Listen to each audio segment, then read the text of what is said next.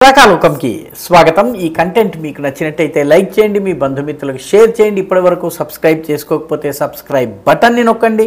అదేవిధంగా పక్కనే ఉండేటటువంటి బెల్ ఐకాన్ని కూడా నొక్కటం మర్చిపోకండి।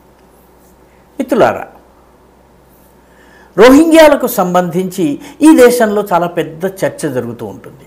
రోహింగ్యాలు అక్రమంగా ఈ దేశంలోకి ప్రవేశించి ఇటు హైదరాబాదే కాకుండా దక్షిణ భారతదేశంలో ఉన్నటువంటి బెంగళూరు, కొచ్చి వంటి ప్రాంతాల దాకా వెళ్తున్నారు। కొచ్చి దగ్గర ఉన్నటువంటి కేరళలో ఉన్నటువంటి రబ్బర్ తోటల్లో కూలి పనులు చేయడానికి రోహింగ్యాలు వెళ్తున్నారన్నటువంటి వార్త వస్తోంది।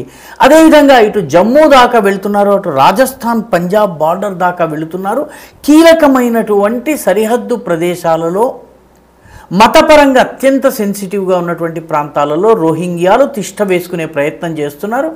వీళ్లను గుర్తించి ఏరివేసేటటువంటి పనిని భారత ప్రభుత్వం చేస్తోంది। ఇప్పటికే చాలామందిని పంపడం జరిగింది।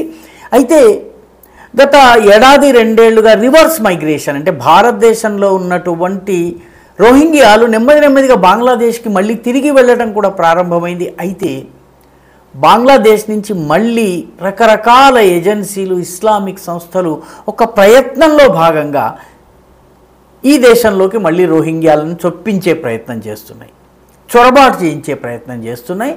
ఈ ప్రయత్నానికి ప్రధానమైనటువంటి స్థావరంగా త్రిపుర ఉంటుంది। త్రిపుర గుండా వీళ్ళని ప్రవేశపెట్టడం, త్రిపుర నుంచి నేరుగా అస్సాంలో ఏదో ఒక రైలు పట్టుకుని వీళ్ళు అయితే హైదరాబాద్కి, కలకత్తాకి రావడము, కలకత్తా నుంచి నేరుగా హైదరాబాద్ కావచ్చును, ఉత్తరప్రదేశ్ కావచ్చును, హర్యానాలోని నూ కావచ్చును, జమ్మూ ప్రాంతం కావచ్చును, లేకపోతే మిగతా రాజస్థాన్ సరిహద్దు కావచ్చును, అన్ని ప్రాంతాలకి రోహింగ్యాలు వెళ్తున్నారు। వీళ్ళందరికీ త్రిపురలో ప్రధానంగా ఒక 140 చెక్ పాయింట్స్ ఉన్నాయి, సెన్సిటివ్ పాయింట్స్। త్రిపురలో సరిహద్దు కంచె అన్ని చోట్ల సమర్థవంతంగా ఉండదు, ఎందుకంటే అక్కడ నదులు, చిన్న వాగులు, వంకలు ఇవన్నీ కూడాను సరిహద్దు వెంబడి ప్రయాణం చేస్తూ ఉంటాయి, అటు ఇటు దిశను మారుస్తూ ఉంటాయి। పర్యవసానంగా ఒక 140 స్పాట్స్ ఉన్నాయి। ఈ 140 స్పాట్స్ గుండా రోహింగ్యాలు చొరబడుతున్నారు। ఈ రోహింగ్యాలకు ముఖ్యంగా త్రిపురలో ఉండేటటువంటి 3 ప్రధాన సరిహద్దు పట్టణాలు, ఒకటి సోనామురా, రెండవది బెలోనియా, మూడవది విష్ణుపూర్। ఈ 3 చిన్న టౌన్స్, ఇవి సరిహద్దు టౌన్స్। ఈ టౌన్స్లో ఉన్నటువంటి ఏజెంట్స్ వీళ్లకు అక్కడ ఉంచటము, రహస్యంగా దాచిపెట్టి వీళ్లకు కొద్దిగా అసమియా భాషను నేర్పించటము, కొన్ని హిందీ పదాలు నేర్పించటము, మౌలికంగా ఎవరన్నా ప్రశ్నిస్తే హిందీలో జవాబు చెప్పేలాగా చేసి వీళ్ళను ఇటు హైదరాబాద్, అటు మిగతా ప్రాంతాలకి పంపడం జరుగుతుంది।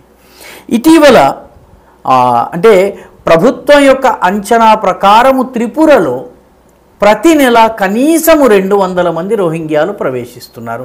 ఇది గత అనేక సంవత్సరాలుగా జరుగుతుంది, ఒక 10-15 సంవత్సరాలుగా జరుగుతుంది। అంటే ఎంత సంఖ్యలో కేవలం త్రిపుర నుంచి ఈ 140 ఎంట్రీ పాయింట్స్, అంటే ఇల్లీగల్ ఎంట్రీ పాయింట్స్ నుంచి ఈ 3 ప్రధాన పట్టణాలు బెలోనియా, విష్ణుపూర్, అదేవిధంగా సోనామురాకి ప్రవేశించి అక్కడ ట్రైనింగ్ పొంది ఫేక్ ఆధార్ ఇటువంటి పత్రాలను పొంది ఇండియాలోకి వాళ్ళు ప్రవేశిస్తున్నారు। అస్సాం నుంచి మిగతా ప్రాంతాలకు వెళ్తున్నారు।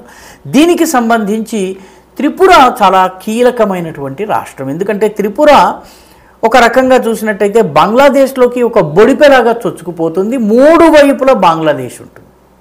ఈ 3 వైపుల బంగ్లాదేశ్ ఉన్న కారణంగా దాదాపు ఒక 856 కిలోమీటర్ల పొడవైనటువంటి సరిహద్దు బంగ్లాదేశ్తోంది। 3 వైపుల బంగ్లాదేశ్ ఉంటుంది, మధ్యలో ఈ త్రిపుర ఉంటుంది, ఒక చిన్న బొడిపెలాగా వస్తుందన్నమాట। కాబట్టి అన్ని వైపుల నుంచి కూడా చొరబాటు జరుగుతోంది, అనేక మార్గాల నుంచి చొరబాటు జరుగుతోంది। వీళ్ళు లోపలికి వచ్చిన తర్వాత త్రిపురలో ఇప్పటికే అక్కడ ప్రభుత్వము, అక్కడ ఉన్నటువంటి బార్డర్ పోలీసులు వీళ్ళందరూ కూడా పెద్ద ఎత్తున రైడ్స్ చేస్తున్నారు। ఇటీవల వీళ్ళందరి ఈ రోహింగ్యాల రాక కోసము ప్రయత్నం చేసేటటువంటి ఒక పెద్ద ఏజెంట్ ఉన్నాడు, అతని పేరు జలీల్ మియా। ఈ జలీల్ మియాను అరెస్ట్ చేయడం జరిగింది। 2023 నవంబర్ ప్రాంతంలో ఇతన్ని అరెస్ట్ చేసేందుకు ప్రయత్నించినప్పుడు ఇతను తప్పించుకుని మళ్ళీ తన కార్యకలాపాలని కొనసాగిస్తూ వచ్చాడు। ఇప్పుడు అతన్ని అరెస్ట్ చేయడం జరిగింది। అతని గ్యాంగ్కి సంబంధించినటువంటి 29 మంది సభ్యులు ఏజెంట్లు, రోహింగ్యాలను తీసుకొచ్చే ఏజెంట్లను అరెస్ట్ చేయడం జరిగింది. అతనితో పాటు జడ్జ్ మియా అనే వ్యక్తి, ఇంకా శాంతో మియా అనేటటువంటి ఇద్దరు ఉన్నారు. వీళ్ళు ఇంకా దొరకటం లేదు. వీళ్ళ కోసం వెతుకులాట జరుగుతోంది. అంటే ఇప్పటి వరకు 2023లో కూడాను ఒక 40 మంది ఏజెంట్లను అరెస్ట్ చేయడం జరిగింది. వీళ్ళందరూ కూడా రోహింగ్యాలను త్రిపుర మీదుగా తీసుకొచ్చేటటువంటి వాళ్ళే. కాబట్టి గత త్రిపుర ప్రభుత్వం, అక్కడ ఉన్నటువంటి బీజేపీ ప్రభుత్వం ఈ రోహింగ్యాలను గుర్తించటము, వాళ్ళ రహస్య స్థావరాలని పట్టుకోవడము, వాళ్ళని మళ్ళీ వెనక్కి పంపించేయటము, అరెస్ట్ చేయటము, డిటెన్షన్ సెంటర్స్లో ఉంచటము, అనేకమైనటువంటి ఇటువంటి పనుల్ని చేస్తోంది. అయినప్పటికీ తప్పించుకుని అస్సాంకు వెళ్తున్నారు. అస్సాంని కూడా స్థావరంగా వాడుకుంటున్నట్టు అస్సాం ముఖ్యమంత్రి హిమాంత బిశ్వ శర్మ కూడా చెబుతున్నారు. 2023లో త్రిపుర పోలీసులు 337 మంది రోహింగ్యాలను ఈ రకంగా అరెస్ట్ చేశారు. అదేవిధంగా ఈ గత 16 నెలల్లో 1018 మంది త్రిపురలో ప్రవేశించి అరెస్ట్ అయ్యారు. అంతకు ముందు సంవత్సరంలో 2022లో 369 మందిని పట్టుకోవడం జరిగింది. వీళ్ళు పట్టుకోబడ్డ వాళ్ళే, అరెస్ట్ అయిన వాళ్ళే. అరెస్ట్ కాకుండా లోపలికి వెళ్ళిన వాళ్ళ సంఖ్య ఇంకా చాలా ఎక్కువ ఉంటుంది. అదేవిధంగా 2021లో 208 మంది అరెస్ట్ అయ్యారు. అదేవిధంగా వీళ్ళందరూ కూడా చెన్నై దాకా వెళుతున్నట్టుగా సమాచారం ఉంది.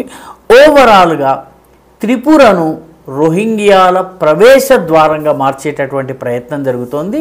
త్రిపురలో ఉన్న ప్రభుత్వం చాలా ప్రయత్నం చేస్తోంది. కానీ త్రిపుర ప్రభుత్వము, త్రిపుర పోలీసులు, త్రిపురలో ఉన్నటువంటి ఇంటెలిజెన్స్ సంస్థలు, అదేవిధంగా బార్డర్ పోలీసు సమన్వయంతో పనిచేసి బంగ్లాదేశ్ సహకారం కూడా తీసుకున్నప్పుడు మాత్రమే ఈ రోహింగ్యాల రాకను అరికట్టడానికి వీలవుతుంది. కొందరు రోహింగ్యాలు బంగ్లాదేశ్ బెంగాల్ సరిహద్దు గుండా కూడా వస్తున్నారు. హిల్లీ అనేటటువంటి స్టేషన్ ఉంటుంది. ఆ హిల్లీ స్టేషన్ ద్వారా, ఆ రైల్వే స్టేషన్ బంగ్లాదేశ్లో ఉంటుంది, ఆ ఊర్లో సగభాగం ఇండియాలో ఉంటుంది. కాబట్టి వాళ్ళు చొరబాటు చేసి వచ్చిన తర్వాత భారతదేశంలోని నియరెస్ట్ రైల్వే స్టేషన్లో ఎక్కినట్టయితే వాళ్ళు నేరుగా హైదరాబాద్లో వచ్చి దిగొచ్చు. ఆ రకంగా వాళ్ళకి కనెక్టింగ్ ట్రైన్ కూడా ఉందన్నమాట. కాబట్టి వీళ్ళందరూ ఫేక్ ఆధార పత్రాలతో వస్తున్నారు. త్రిపురలో పెద్ద ఎత్తున ఈ రోహింగ్యాల ప్రవేశం ఏదైతే జరుగుతుందో దానిని అరికట్టే దిశగా చాలా కట్టుదిట్టమైన చర్యలు తీసుకోవలసిన అవసరం ఉంది. లేకపోతే ఈ దేశం యొక్క జనాభా యొక్క స్వరూపము, స్వభావము కీలకమైన ప్రాంతాల్లో, సున్నితమైన ప్రాంతాల్లో మారిపోయే అవకాశం ఉంది. ఇది రానున్న రోజుల్లో చాలా పెద్ద ప్రమాదానికి దారితీసేటటువంటి సూచనలు ఉన్నాయి. ఈ వీడియో మీకు నచ్చినట్టయితే లైక్ చేయండి, షేర్ చేయండి, ఈ ఛానల్కు సబ్స్క్రైబ్ చేయండి. మీ అభిప్రాయాన్ని కమెంట్ల రూపంలో తప్పనిసరిగా పంపించండి.